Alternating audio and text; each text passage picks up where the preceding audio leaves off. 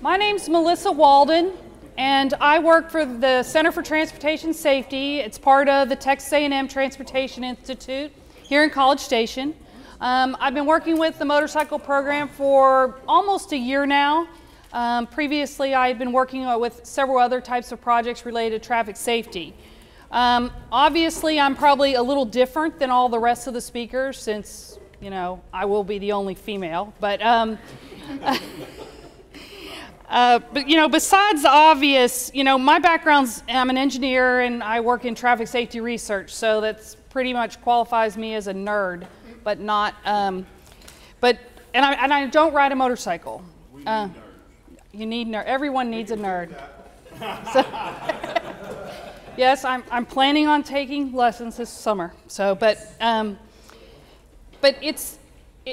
for me, it doesn't really matter that I'm not a motorcyclist. I hope it doesn't matter to you, because really what I think helps me to be up here is the fact that I'm really curious and I care a lot about what people do and how people transport themselves across the roads here, but you know, whether it's recreational or for just general transportation.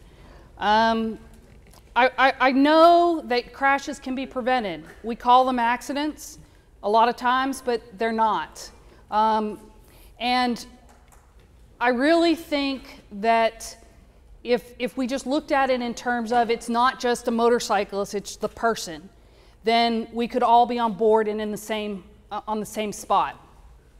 So to me, it's personal, just like it is personal for you.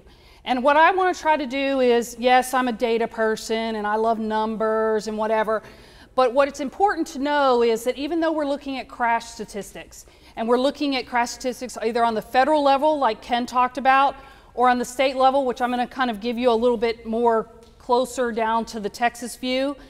They're not just about a bunch of numbers in a spreadsheet or a database or on a computer program somewhere in a cloud.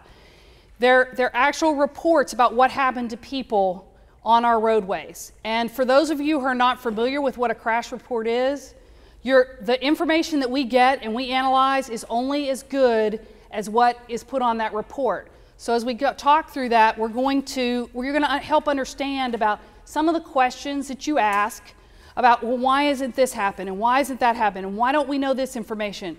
And some of that data is connected and some of it's not. So I really want to look, I wanted to look at these things in terms of details, like what about that incident, not what about that data set. So over the last few months, we were looking about what was behind those numbers. And we're in the process of doing an analysis on a small set of data, 100 fatal motorcycle crashes and 100 serious injury crashes. They were randomly pulled. The only thing we tried to account for is rural versus urban, because we didn't want to pull a whole set of rural or a whole set of urban. So we looked at the overall state statistics and we pulled our crashes from that. So I think it's about 60-40, 60 urban, 40 rural. And when we're talking about rural, we're talking about anything outside of a jurisdiction, a city, a town of 5,000 people. So in places like Brazos County, it doesn't take much to get to rural, and same thing in some of the larger counties as well. This is only a sample, but it really does reflect what's going on across all of these serious injury and fatal crashes. We're planning on doing a larger study of all the crashes for 2014, but this is what we have to look at now. So when I was preparing to start this study, I have other great people that work with me, and some of them have never seen a crash report before, never been in a crash. And so I pulled one out of the sample just to explain to one of my colleagues what's a crash report all about. And the one I just happened to pick is one of the ones we're going to talk about today. There were two. And it is all about making it personal.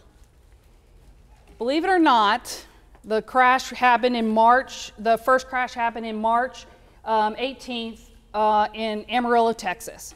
And the one I originally picked happened almost at 3 a.m. And when I went back to look, just to give this guy kind of some understanding about what happens with these types of things, I went to the internet and I pulled up, I was looking for his obituary because I knew it was fatal.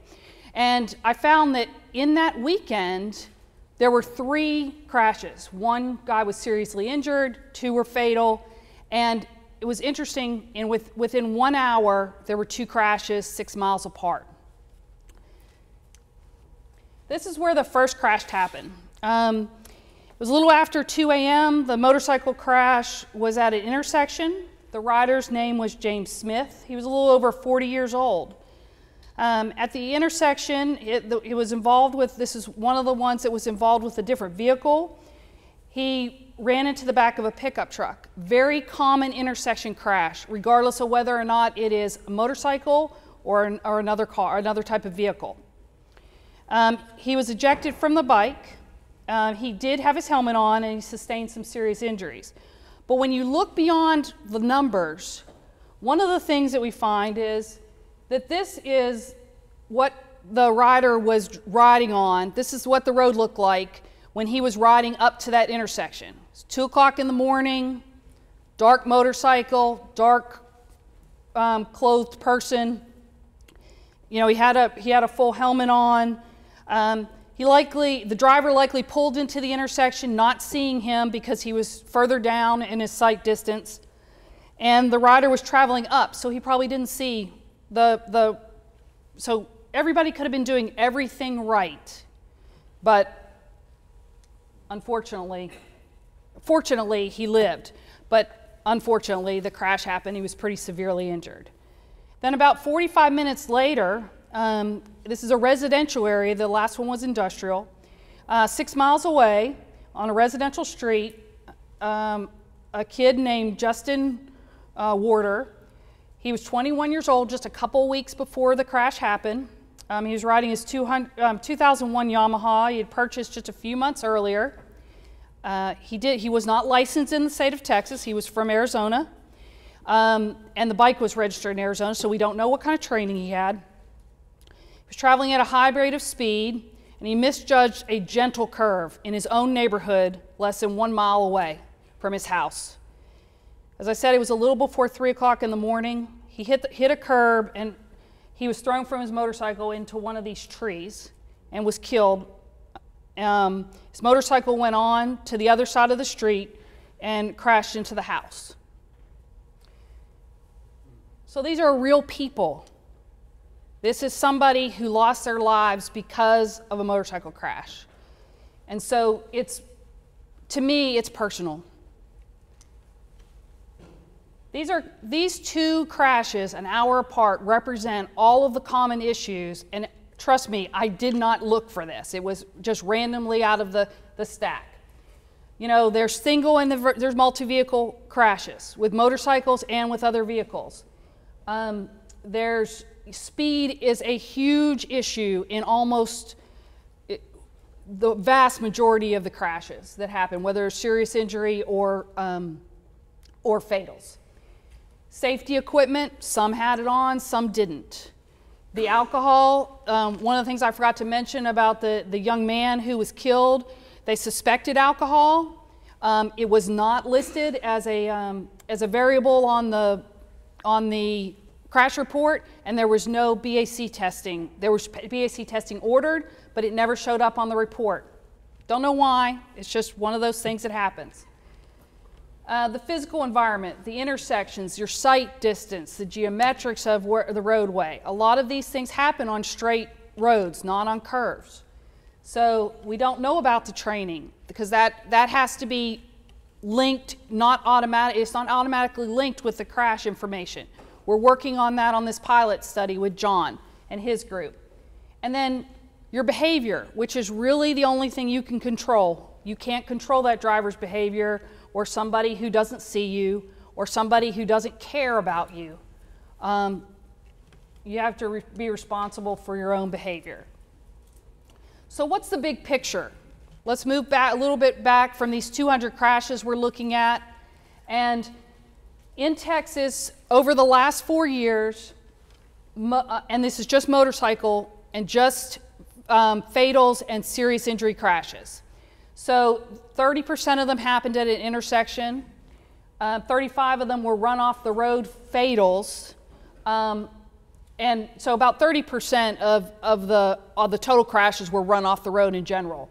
But the fatals were definitely more represented than the serious injuries. Only 3% of them happened in a work zone. And when I say a work zone, I mean it could have been an active work zone, it could have been a maintenance zone. It doesn't necessarily have to be a full-blown work zone that's manned for it to count. And it's pretty evenly distributed between single vehicle crashes and multi-vehicle crashes all over the last 4 years. We've recently been working with TxDOT on the Strategic Highway Safety Plan that kind of brings together all types of traffic safety data. Motorcycles happens to be one of the emphasis areas. So this is one of the things that we shared with those workshops in terms of the number of fatals, and this is just 2013, just fatals and serious injuries. So you get an idea about the distribution between rural and urban and the tracking of those numbers across the years. One of the other things that, just because I know data sort of gets confusing and it's like, hey, your numbers are different than this person's. The crash records information system at TxDOT is a live system. So if I pull data in April and then I pull the same set of years in August, it could be different. Maybe not significantly, but it could be. And then it will be a little bit different from the FARS data at the national level until that data is finalized. This gives you an idea. This is how we broke up the state into regions for the Strategic Highway Safety Plan, and it gives you an idea by TxDOT district. So for here in the Bryan district, we have multiple counties surrounding here. Same thing with Houston, but it gives you kind of an idea about the regions of the state and the number of crashes that happened that were fatal and serious injury. 1 year? Yes, this is 2013 only.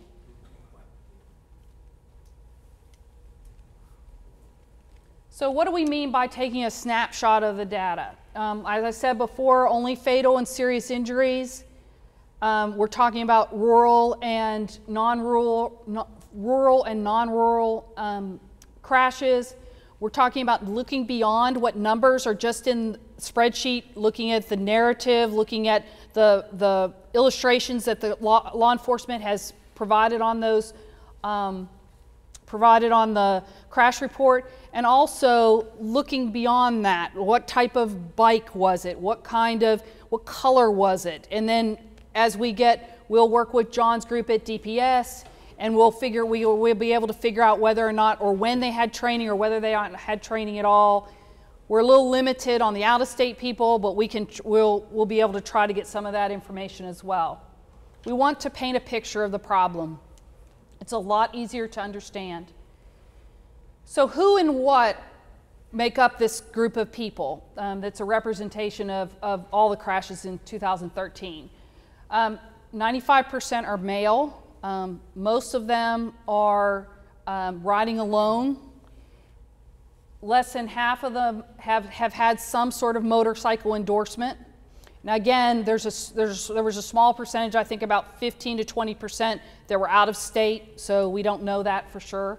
But they did, if they were out of state, that meant we couldn't tell whether they had a motorcycle endorsement based on how their license was set up. A wide range of ages from late teens to 70 years old and beyond were represented. And then a very diverse set of bikes were represented as well. This gives you an idea, and this might be more information than you want to ever see on what type of bikes.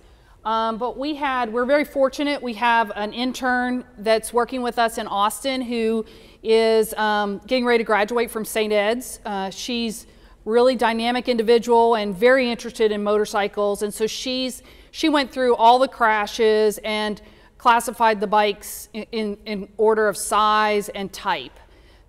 So you get an idea that it's the cruisers and the sport that are mostly representing The bikes here on both serious injuries and fatals. And here's the size of bikes. And you know, you may agree or disagree about how these were divided, and we definitely want your input because this is just a, like I said, it's a pilot study and we're trying to get some more information. Yes, sir.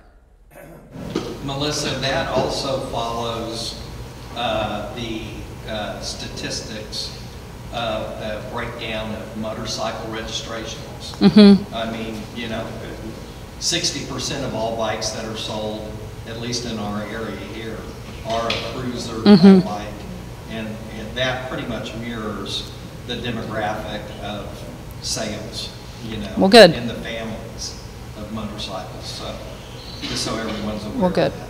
And that's one of the other steps is that we're looking at registrations, and we're also looking at, like, besides the training, but the number of licensed riders, because it's important that we put things into perspective in terms of the population that we're talking about. Where did these crashes happen? Mostly on local roads.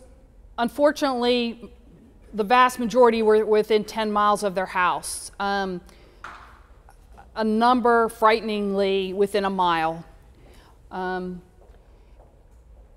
More happened on straight than curved roadways, and you can get an idea about that. And this is based on the TxDOT classification on the crash report. This gives you an idea about the road type. So, you know, mostly two-way. You know, the 47% is on the not divided. And when do the crashes happen? June in 2013 was the deadliest month. There were 54 fatal crashes and almost 600 serious injury crashes. They happen both day and night, so it's not, and we'll get a little bit more information in just a second, but it's not just a nighttime problem, which I'm sure many of you know. And mostly, obviously, on weekends. That's pretty common thought. This gives you an idea by day of the week when the crashes are happening, with the Saturday and Sunday being on the ends. And here's the times of the day. And I did separate them out between fatal and serious injury for this.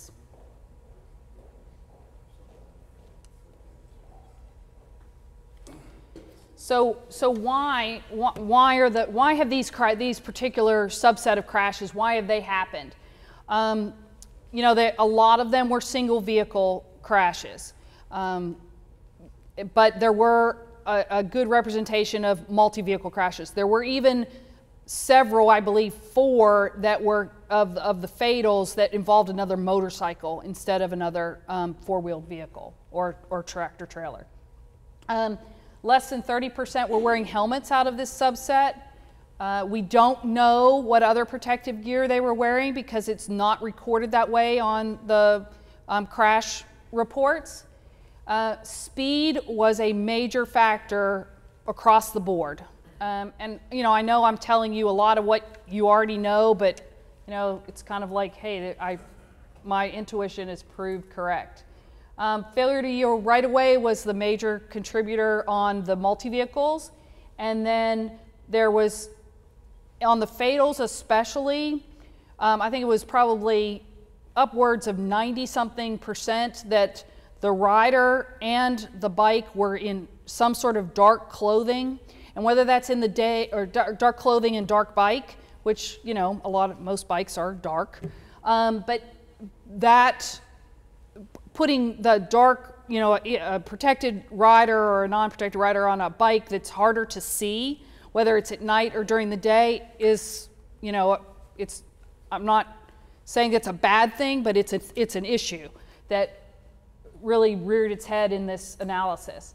And we've got to start looking in terms of your vulnerable users, whether just like a pedestrian or someone on a bicycle, anyone who's not protected by a cage is vulnerable. And so how do we educate the public And there are projects on the way, I mean, in process that are looking at that. How do we educate the public, but how do we also educate fellow riders to understand how vulnerable they are? You know, like we had one of our teenagers drove a low-profile black car because her stepdad was really, really generous. And people never saw her. And she was actually very scared to drive at night a lot of times because people just didn't see her. Same thing with the motorcycles as well. And she was surrounded by a car.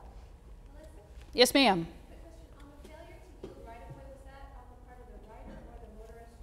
No, of the motorist. It was mostly the driver. You know, the driver making a left-hand turn is the majority of it. They're making a left-hand turn and the rider is going straight. Just like with regular intersection crashes, that's the major issue with all intersection crashes, is somebody's turning left and somebody's going straight.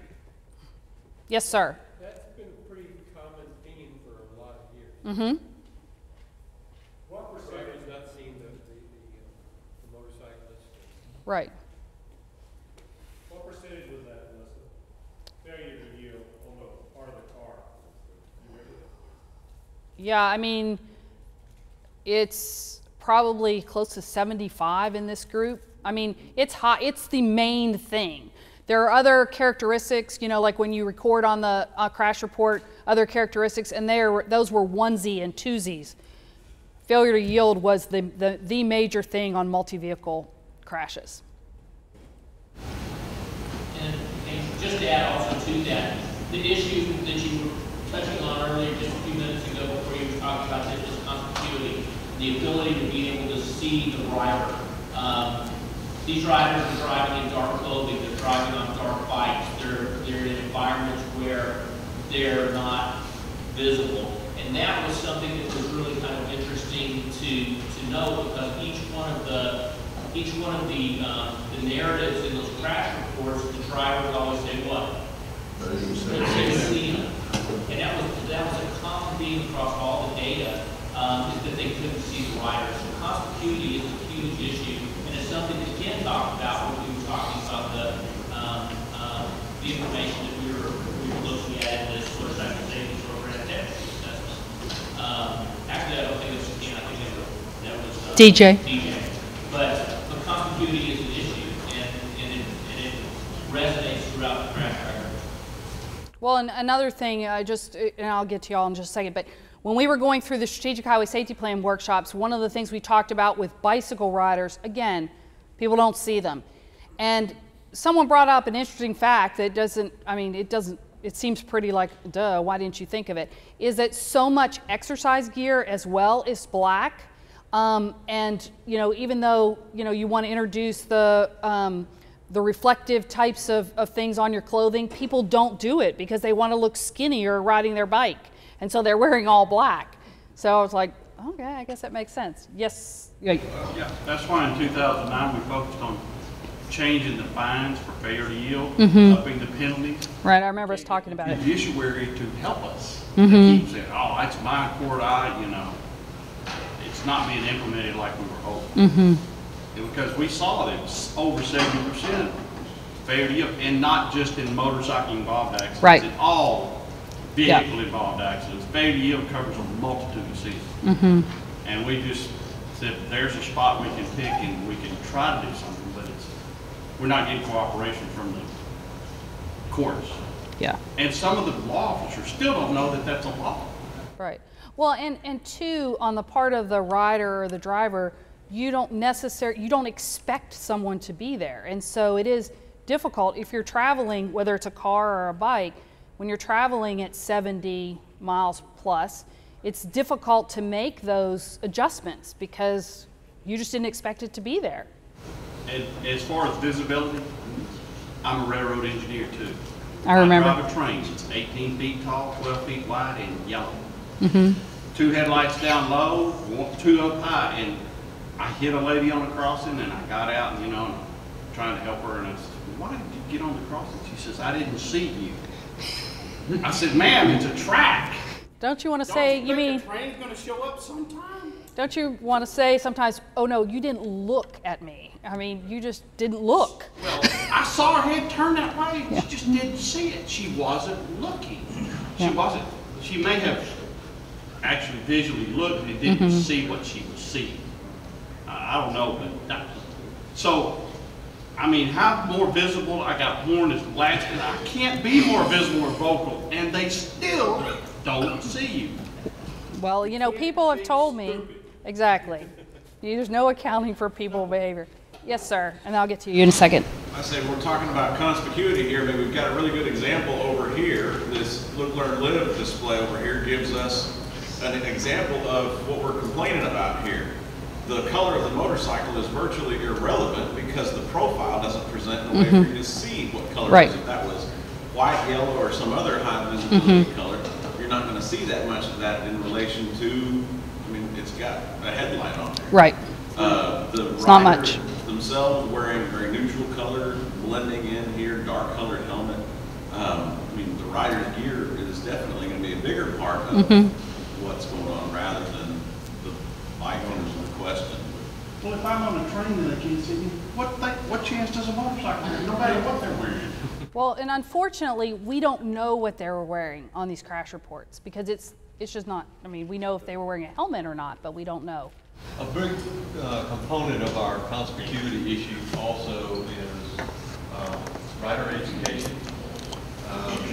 Because lane selection and lane position selection is a big issue with related to conspicuity, especially in these kind of situations in high traffic urban environments. And it's one thing that it's an educational component that we really need to get out to the motorcycle community. I've always been a big proponent of let's make sure the motorcycling community takes ownership of the portion of these issues that they should take ownership of. It's under their control. You're exactly right.